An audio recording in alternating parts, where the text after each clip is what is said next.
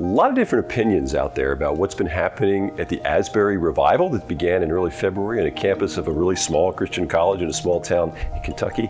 What everybody seems to agree upon, though, is it began with just a regular old chapel service that the president of the college called it unremarkable, and the fellow who actually preached at the service said the sermon he gave was really bad, that he hadn't prepared well, didn't feel he was very articulate.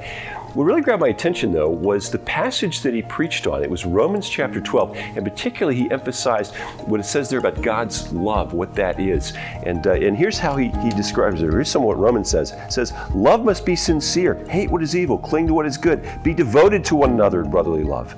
Bless those who persecute you. Rejoice with those who rejoice. Mourn with those who mourn. And apparently he ended with an invitation for anyone who felt like they'd not really experienced real love, like the Bible talks about, to stay and to pray. Well, the group closed with a song, and about 18 or 19 students stayed to pray. And then the group sang a little more. And then another group came and led more singing. More students came to pray. And it gets going on and on and on. And after a few hours, the president of the college, he sent out a 2-sentence email saying, hey, there's worship going on in the chapel. You're welcome to come. And people did. And then they started coming from all over the place. For the better part of the past month, it just didn't stop. And I don't profess to understand all the dynamics of what's been going on there at Asbury and other places too now. I do know, though, that revival is not something that can be, humanly engineered or strategically planned.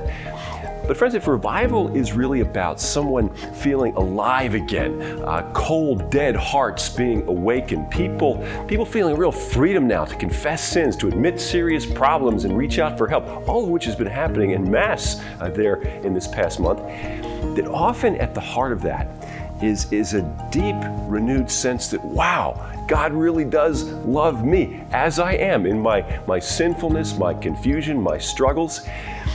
And it strikes me, friends, that while there's a whole lot of issues as a church we need to be addressing, that there's no more powerful message we have to share than that in Jesus, God has shown that He really does love you and me and the world. And that the more deeply we get and believe that and help others to get and believe that, the more open we are to being more alive, to having our hearts set on fire, to reaching out to other people. In other words, coming to grips with how much God really does love you can spark a revival in you. Thanks for your time, friends.